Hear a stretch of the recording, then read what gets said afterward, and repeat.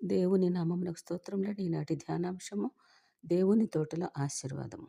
ఆదికాండము 1:27.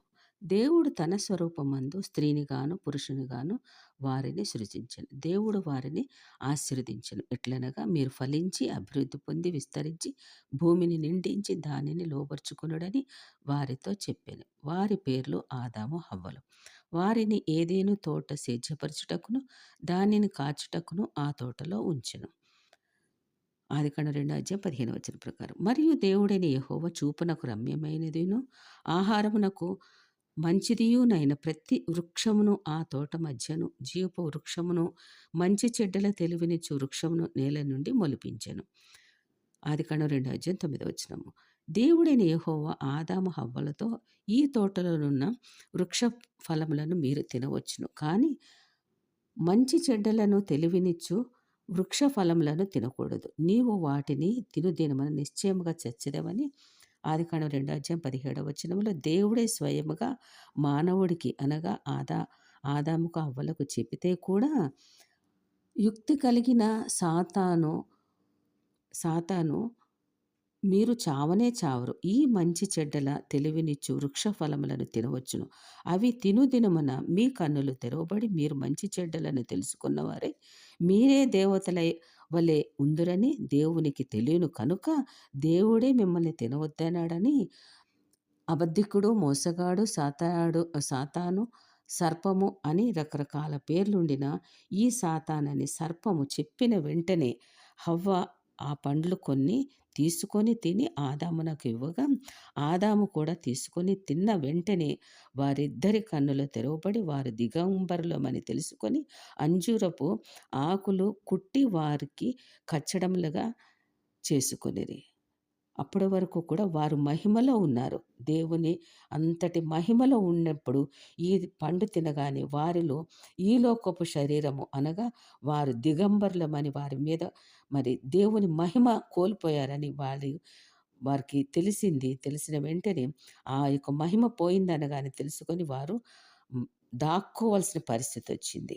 కాబట్టి దేవుని యొక్క మహిమను మనం పోగొట్టుకోకుండా ఆయన మహిమను మనము పొందుకొనేలాగున ఈ లోకపు శరీరాశ, నేత్రాశ, జీవపు డంబములకు లోను కాకుండా వేరే మాటలు వినకుండా దేవుడు ఈ యొక్క వాక్యము ద్వారా మనకు తెలియజేస్తున్నాడు. ఎంతో సుందరమైన తోట సృష్టించి వారిని అందులో ఉంచి దేవునిని స్తుతిస్తూ అందులో అన్ని పండ్లు తినండి సంతోషముగా ఉండమని చెప్పితే అన్ని పండ్లు ఉండిన ఆ ఒక్క పండు కోసమే వారి జీవితంలో శాపముగా మార్చుకున్నారు. మారిపోయింది, పాపంలో పడిపోయారు. అన్ని రకరకాల పండ్లు ఉండినా దేవుడే వద్దు వద్దు అని చెప్పినప్పటికీ అదే కోరుకున్నారు. ఆజ్ఞాతిక్రమమే పాపము కదా. శరీరాశ, నేత్రాశ, జీవపు డంబమునకు అవకాశం ఇచ్చారు కదా. శరీరాశ అనగా అన్ని పండ్లు ఉండిన శరీరమునకు ఆ ఒక్క పండు ఆకలి తీర్చుతుందా? ఆదికాండం 3:6 ఆహారం నాకు మంచిది అనుకున్నదట హవ్వ. అనుకొని తీసుకొని తిన్నది. నేత్రాశ అనగా కన్నులకు అందమైనది. హవ్వ నేత్రములకు మోసము చేయగా వివేకమిచ్చు రమ్యమైనది ఉండుట చూచి మోసం చేసిన ఆ సాతాను పండ్లు ఇవ్వగానే కొన్ని తీసుకొని తిని భర్తైన ఆదాముకు కూడా ఇచ్చిందట. ఇస్తే ఆదాము కూడా తిన్నాడు. నేత్రాశ అంతటి రమ్యమైనది అని చెప్పగానే సాతాను రమ్యంగా అందంగా ఉందని అనగానే మరి సాతాను మాటకే విలువిచ్చారు, కానీ దేవుని మాటను వారు త్రోసిపుచ్చినట్లే కదా. ఆజ్ఞాతిక్రమ పాపంగా చేసుకున్నారు. జీవపు డంబము అనగా దేవుని మాట ఎందుకు వినాలని ఒకంత డంబము అనగా కొంచెము వారు అహంకారముగా నాదే తెలివి అని ఎవరి మాట అయినా వినవచ్చు, లోకమును గురించి తెలుస్తుందని ఒకంత అహముతో సర్పపు మాట విని నాకు కూడా తెలివి వివేకం వస్తుందని అందముగా అనగా రమ్యంగా ఉండుట ఆ యొక్క పండ్లను చూచి కొన్ని పండ్లు ఇస్తే తీసుకొని ఆమె తిని ఆదామునకు ఇచ్చింది. ఆదాము కూడా తిన్నాడు, పాపంలో పడ్డాడు. శరీరాశ, నేత్రాశ, జీవపు డంబమునకు లోనైపోయారు. ప్రతిదినము దేవుడు వస్తాడని తెలుసు, వారితోటి ముచ్చటిస్తాడని తెలుసు, తప్పు చేస్తే శిక్షిస్తాడని యూదాపత్రిక 14 అధ్యాయము 15 వచనంలో ప్రతి దినము దేవుడు చల్లపూట వచ్చి వారికి మీరు ఎట్లా ఉన్నారు అనే మాటలు కాకుండా రాబో కాలంలో యుగాంతములో జరగబోయే కార్యక్రమాలన్నీ కూడా దేవుడు వారికి తెలియచేస్తూ ఉన్నాడు. యూదాపత్రిక 14, 15 వచనములలో మనం చూస్తే అక్కడ మనకి క్లియర్‌గా రాసి ఉంటుంది. ఆదాము మొదలుకొని ఏడవ వాడైన హానోకు వరకు కూడా వీటిని గూర్చి ప్రవచించి ఇట్లనెను. ఇదిగో అందరికీ తీర్పు తీర్చుటకును వారిలో భక్తిహీనులందరూను భక్తిహీనముగా చేసిన వారి భక్తిహీన క్రియలన్నిటిని గూర్చి భక్తిహీనులైన పాపులకు తీర్పు తీర్చి కఠిన శిక్ష వేయి వేయుట వేయును. వారు చేసిన పాపములకు వారే ఒప్పింపచేసి ప్రభువు తన వేవేల పరిశుద్ధుల పరివారముతో వచ్చును. చల్లపూట దేవుడే వచ్చి పాపమునకు శిక్ష మరణమని నిశ్చయముగా చచ్చెదవని అనగా దేవునికి నిశ్చయముగా చనిపోవడం అంటే దేవునికి దూరమగుట. ఎందుకంటే దేవునికి మహిమ కోల్పోయారు కదా! ఆ మహిమను కోల్పోయి వారి శరీరము వారి దిగంబరులం అంటే వారిలో మహిమ పోయిందని వారికి అర్థమైంది. అంటే దేవునికి దూరం అయిపోయారని తెలిసింది. తెలిసిన వెంటనే చెప్పినప్పటికీ కూడా ప్రతి దినము చల్లపూట ఈ శిక్ష ఉంటుంది, తీర్పు ఉంటుంది. మరి దానికి కఠినమైన శిక్ష ఉంటుందని చెప్పినా కూడా వారు వినలేదు. చెప్పినా దేవునికి దూరముగా వెళ్ళిపోయారు. అనగా పాపం చేసి దూరముగా చెట్ల చాటున దాక్కోవలసింది దుస్థితి వారికి ఏర్పడింది కదా! 3 అధ్యాయము 8 వచనం ప్రకారము దేవాతి దేవుడే ఏదెను తోటకు స్వయంగా వచ్చాడు చల్లపూట. ఆదాము ఆ సమయమున లేడు. ప్రతిదినము చల్లపూట దేవుడు వస్తాడని తెలుసు. దేవుడు ఆదాముతో మాట్లాడతాడని తెలుసు. అదే యూదా పత్రికలో 14, 15 వచనముల గురించి చెప్తారని తెలుసు. ఎందుకంటే ఒకటే అధ్యాయం కాబట్టి యూదా పత్రిక 14, 15 వచనముల గురించి శిక్ష గురించి, తీర్పు గురించి, సంతోషం గురించి, దేవుని యొక్క ప్రేమ గురించి అన్నీ కూడా వివరిస్తూ ఉండినప్పటికీ కూడా వారు ఆ దినమున దేవుడే వచ్చే సమయమునకు ఆదాము ఆ స్థలంలో లేడు. ఎందుకు లేడు? అక్కడ అయ్యో! పాపం ఆకులు ఏరుకునే పనిలో ఉన్నాడు. కుట్టుకునే పనిలో ఉన్నాడు. చెట్ల వెనక ఉన్నాడు. ఆకులు ఏరుకొని, కుట్టుకొని, కుట్టుకునే పనిలో తిప్పలు పడుతూ ఉన్నాడు. ఎందుకంటే అది రాని పని కదా! దేవుడు అది నేర్పించలేదు కదా! దేవుడు స్తుతించమని నేర్పించాడు. మరి తీర్పు ఉంటుందని నేర్పించాడు. కానీ కుట్లు పని, ఈ యొక్క ఆకులు కోసుకోవడం అని పని నేర్పించలేదు కదా! కానీ పని నేర్చుకోవడం గురించి తిప్పలు పడుతూ ఉన్నాడు. దేవుడు సర్వమంతర్యామి కదా! ఆదాము పరిస్థితి తెలుసు. ఎన్ని కష్టాలు పడుచున్నాడో. పోనీలే పాపమని దేవుడు ఊరుకోలేదు. అమ్మో! నా బిడ్డ ఎంత కష్టంలో ఉన్నాడని బాధపడుచున్నాడు. కానీ తప్పు చేశాడు, ఖండించాలి కదా మరి. మరి ఇంకొకసారి తప్పు చేయకుండా ఆదామా నీవు ఎక్కడ ఉన్నావు? ఆదామును పేరు పెట్టి పిలిచి ముఖము పట్టుకొని అడుగుచున్నాడు. ఆదికాండం 3 అధ్యాయం 9 వచనం ప్రకారం. ఆదాము ఇప్పుడు జవాబు చెప్పలేని పరిస్థితి ఏర్పడింది. అయినా దేవునికి జవాబు చెప్పాలి కదా! చల్లపూట ప్రతిరోజు ఆదాము మాట్లాడతాడు కదా! ఆదాముతోటి మాట్లాడతాడు కదా!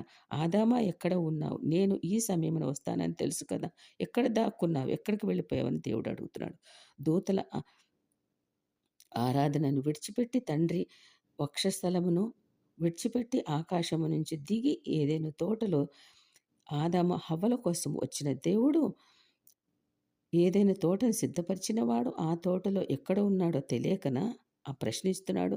ఆదామును వెతికి పట్టుకోలేకనా మాట్లాడుతున్నాడు.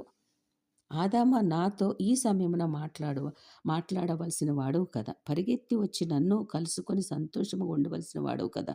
ఎందుకు నా ముందుకు రావడం లేదు? నీవు ఏ పరిస్థితిలో ఉన్నావో నాకు తెలుసు కదా! ఆదాము ఉన్న స్థితిలో ఉన్న వినాలని పిలుస్తున్నాడు. మాట్లాడుచున్నాడు ఆదాముతోటి. దేవుడు సిద్ధపరిచిన తోట ఆయన దినదినము ఆదాముతో సంచరించు తోట ఎలాగుందంటే నిలదీసి, నిగ్గుతీసి, ప్రశ్నించి జవాబు వచ్చే వరకు ఎదురుచూచి ప్రేమమయుడైన దేవుడు ప్రశ్నిస్తున్నాడు ఆదాముని. దేవుడు సంచరించే తోట అయితే దేవునిని కలుసుకునే స్థలమైతే పరిశుద్ధతను కోల్పోతే, మహిమను కోల్పోతే, ఆజ్ఞను అతిక్రమిస్తే, సహవాసమును కోల్పోతే, దేవుని ఎదుట రాలేని స్థితి అయితే నిలదీస్తుంది, ప్రశ్నిస్తుంది, జవాబు వచ్చే వరకు ఎదురు చూస్తుంది. చూచిన జవాబు చెప్పుకునేలాగా చేస్తుంది. ఆయన స్థలం ఏదైనా అలాగే ఉంటుంది. ఆదికాండము 3 అధ్యాయం 22, 24 వచనంలో అయినా కూడా దేవుడు తెలియక పాపం చేశారు. పాపము ఆదాము హవ్వలని వారిని క్షమించి ఆదాము మనలో ఒక్కని వంటి వాడాయను. మనలో ఒకని వంటి వాడయ్యాను కాబట్టి అతడు ఒకవేళ తన చెయ్యి చాచి జీవపు వృక్ష ఫలములను కూడా తీసుకొని తిని నిరంతరము జీవించునేమోనని దేవుడైన యెహోవా అతడు ఏ నేల నుండి తీయబడినో దాన్ని సేద్యపరచుటకు ఏదైనా తోటలో నుండి అతన్ని పంపివేశాను. అప్పుడు ఆయన ఆదామును వెళ్ళగొట్టి ఏదైనా తోటకు తూర్పు దిక్కున కెరూబులు కెరూబులను జీవవృక్షమునకు పోవు మార్గమును కాచుటకు ఇటు అటు తిరుగుచున్న ఖడ్గజ్వాలలను నిలవబెట్టెను. మరొకసారి ఏదైనా తోటలోనికి వెళ్ళకుండా మరలా వెళితే మరలా సాతాను యొక్క మాటలకు లోపడి మరలా పాపం చేస్తారు. మరలా ఆ పండ్లు తింటారని ఆ యొక్క తోట నుంచి బయటకు తీసుకొచ్చాడు. ఎంత ప్రేమమయుడు కదా! తీసుకొచ్చి మరలా వారు ఆ తోటలోనికి వెళ్ళకుండా ఖడ్గజ్వాలలు అనగా ఆ యొక్క అగ్నితోటి మండుతున్న జ్వాలలని అడ్డుపెట్టాడు. మరలా పొరపాటున వెళ్ళిపోతాడని. దేవుడు ఆశీర్వదించిన తోట క్షేమము, క్షమాపణ, ప్రేమ మరియు తప్పు చేస్తే వారిని ఖండించే మాటలు కూడా ఉంటాయి కాబట్టి వారు రక్షణకై కల్పించాడు. క్షమాగుణము కలిగిన దేవుడు. ఆ క్షమాగుణం కలిగిన దేవుడు కాబట్టి మనము అందరం పాపం చేసిన మన మార్గముల నుండి మనం తప్పిపోచినప్పటికీ కూడా మన మార్గంలో మరలా దేవుడు సరిచేయడానికి క్షమిస్తూనే ఉన్నాడు. చూస్తూనే ఉన్నాడు. మనకి జీవమునిస్తూనే ఉన్నాడు. ఆశీర్వదిస్తూనే ఉన్నాడు. కాబట్టి ఆదాము తప్పు చేసినప్పుడు కూడా మరి క్షమించిన దేవుడు. మనం ఇక పాపము అని తెలిసింది కాబట్టి మనం పాపం చేయకుండా దేవుని సన్నిధిలో ఉండి దేవుని స్తుతించగలిగితే ఆ యొక్క దేవుని తోటలో ఉన్న ఆశీర్వాదములు, దేవుని ఇంటిలో ఉన్న ఆశీర్వాదము, దేవుని సన్నిధిలో ఉన్న ఆశీర్వాదములు దేవుడు మనందరికీ కూడా దయచేయును గాక, ఆశీర్వదించును గాక. ఆమేన్.